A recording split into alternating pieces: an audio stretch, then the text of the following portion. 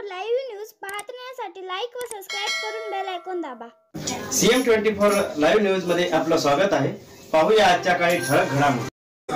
नमस्कार, आपण पाहतात सामान्य जनतेचा आवाज नांदेड CM न्यूज। आज आपण नांदेड परिसरामध्ये आहोत आणि या ठिकाणी आज सकाळीपासून अतिशय उत्साहात साहित्य रत्न लोकशाहीर डॉक्टर अण्णाभाऊ साठे साहित्य संमेलन 2025 अतिशय उत्साहात संपन्न झाले। या ठिकाणी आपल्यासोबत नामदेव माधवराव कांबळे आपल्यासोबत आहेत। आपण त्यांच्याशी चर्चा करत आहोत। काय सांगणार त्याविषयी?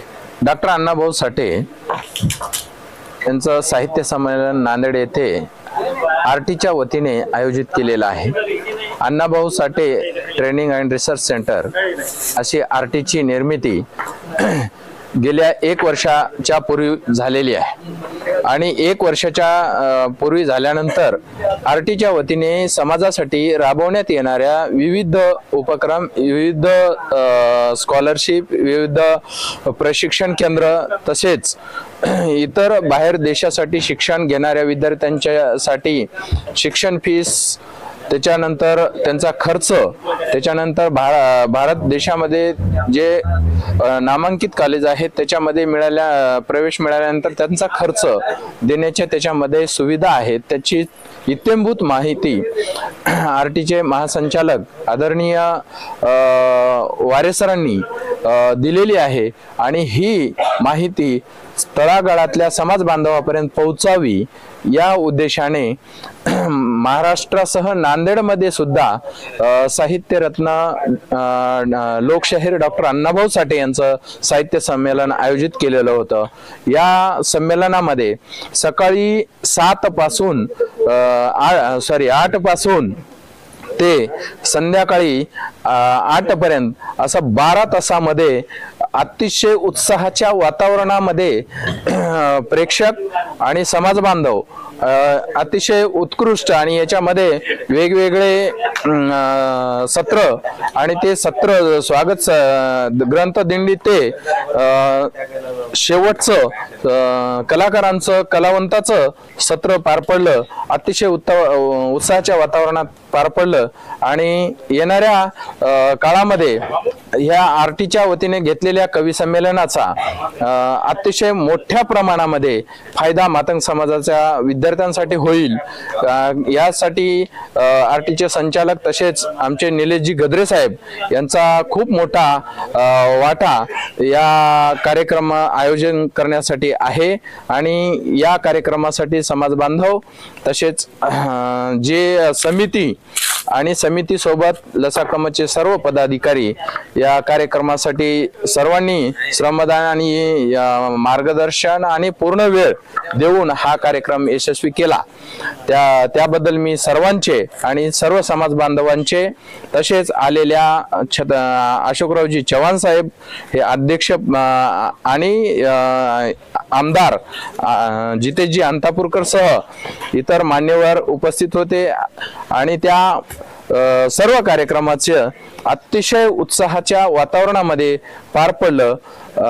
त्यासाठी मी सर्वांचे आभार मानतो आणि या संमेलनासाठी समाजाचा कसा प्रतिसाद होता?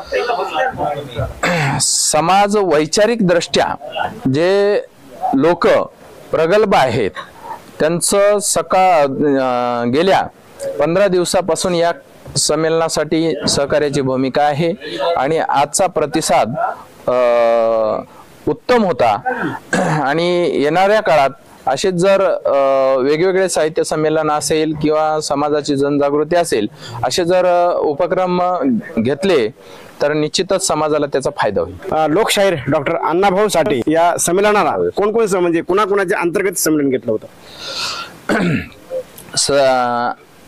साहित्यरत्न लोकशाहीर डॉक्टर अण्णाभाऊ साठे साहित्य संमेलनाचे आयोजक मुख्य आरटी असून त्यांच्या सोबत सहयोगी संस्था म्हणून MGM आणि जे की मधुकररावजी घाटे तसंच गोविंदेश्वर स्कूल, त्याच्यानंतर DVM स्कूल, त्याच्यानंतर जे मुंबईची संस्था पुंडलिक संस्था अशा मुक्ताई नर्सिंग होम अशा विविध सर्व संस्थेनी सहभाग घेतलेला आहे. विविध संघटनाचे पदाधिकारी, जे समाजामधील समाजभूषण असलेले सर्व पुरस्कार प्राप्त, त्याच्यानंतर जे समाजामध्ये PhD, मेडिकल, इंजिनिअरिंग, JEE आणि 10वी-12वीचे विद्यार्थी, अशा सर्व समाज बांधवाचं अतिशय सन्मानपूर्वक या कार्यक्रमामध्ये त्यांचं स्वागत करण्यात आलेलं आहे. आज आपण साहित्यरत्न लोकशाहीर अण्णाभाऊ साठे साहित्य संमेलन 2025 निमित्त या ठिकाणी आपण नामदेव माधवराव कांबळे यांच्याशी चर्चा करत आहोत. सर, अधिकची माहिती काय देणार? महत्वाचा विषय असा आहे की RT स्थापन झाल्यानंतर जो RTने उपक्रम राबवलेला आहे की सर्व समाजातील तळागाळापर्यंत RTचे उपक्रम पोहोचलेले आहेत.